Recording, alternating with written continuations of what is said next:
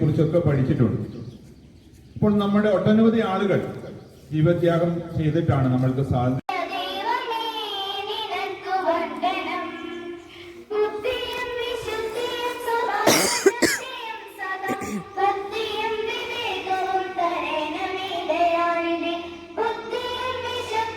നമ്മൾക്ക് ലഭിച്ച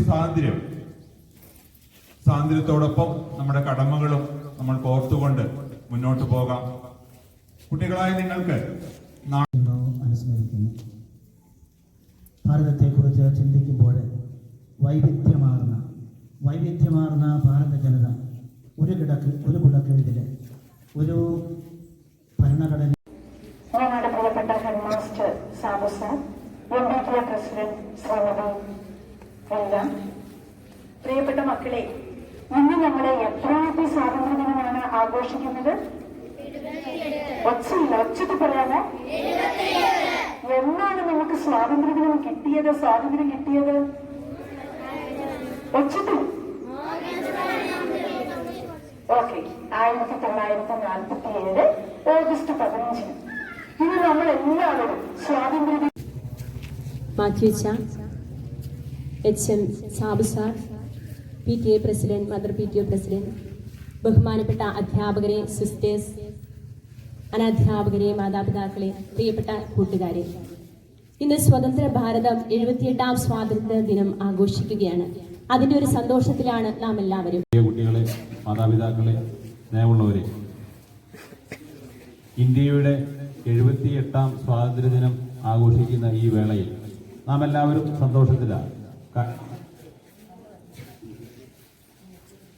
ലോകത്തിലെ ഒന്നാം നിര രാഷ്ട്രങ്ങളിലേക്ക് നമ്മൾ ഒരു പടി കൂടി അടുത്തുകൊണ്ടിരിക്കുകയാണ്. കഴിഞ്ഞ ദിവസം TV സ്ക്രോൾ എഴുതി കാണിക്കുന്നത് കണ്ടതാണ്. പക്ഷെ അതോടൊപ്പം നമ്മുടെ സ്വാതന്ത്ര്യം നമ്മൾ ദുരുപയോഗം ചെയ്യാനുള്ളതല്ല. അടുത്ത് നിൽക്കുന്നവനെ മുഷ്ടി ചുരുട്ടി ഇടിക്കാനുള്ള സ്വാതന്ത്ര്യവും നമുക്കുണ്ട്. പക്ഷെ അതല്ല നമുക്ക് വേണ്ടത്. ഒരൊറ്റ ഇന്ത്യ, ഒരൊറ്റ ജനത എന്ന കാഴ്ചപ്പാടോടുകൂടി നാം ഇനിയും ഏറെ മുന്നോട്ട് പോകേണ്ടതുണ്ട് എന്നുള്ളതാണ് യാഥാർത്ഥ്യം.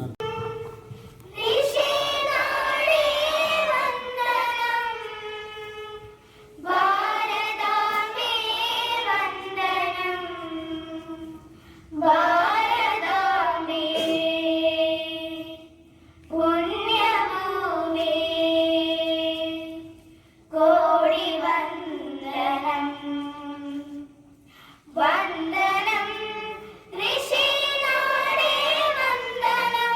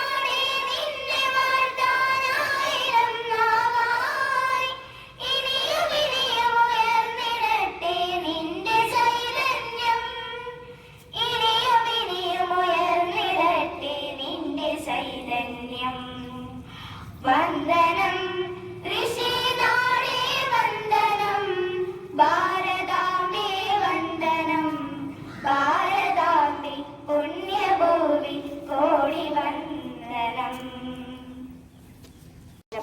ഒരു കാലത്ത് സൂര്യനസ്തമിക്കാതിരുന്ന ബ്രിട്ടീഷ് സാമ്രാജ്യത്തിന്റെ അടിമത്തത്തിൽ നിന്ന് ഇന്ത്യ സ്വതന്ത്രയായതിന്റെ 78ാം വാർഷികം ആഘോഷിക്കുമ്പോൾ ഭാരതദേശത്ത് ജനിച്ച് ഭാരതാംബയുടെ പുത്രിയായി ജീവിക്കുവാൻ അനുഗ്രഹം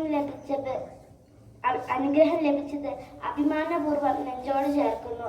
ഭൂമിയിൽ ജീവനുള്ളിടത്തോളം കാലം ഗാന്ധിജിയെ പോലെ, ഭഗത് സിംഗിനെ പോലെ, APJ അബ്ദുൽ കലാമിനെ പോലെ, ആനി ബെസന്റിനെ പോലെ ധീരരായ മക്കൾക്ക് ജന്മം നൽകി ഭാരതമാതാവ് എന്റെ സ്വകാര്യ അഭിമാനമാണ്, അഹങ്കാരമാണ്. മദർ തെരേസ കാണിച്ചു തന്ന കാരുണ്യവും ടാഗോറും കൊച്ചുകാര്യങ്ങളുടെ തമ്പുരാട്ടിയും കാവ്യനർത്തനമാടിയ സാഹിത്യ ലോകവും എന്റെ രാജ്യത്തെ ആത്മാഭിമാനത്തിന്റെ നുറുകയിലെത്തിക്കുന്നു.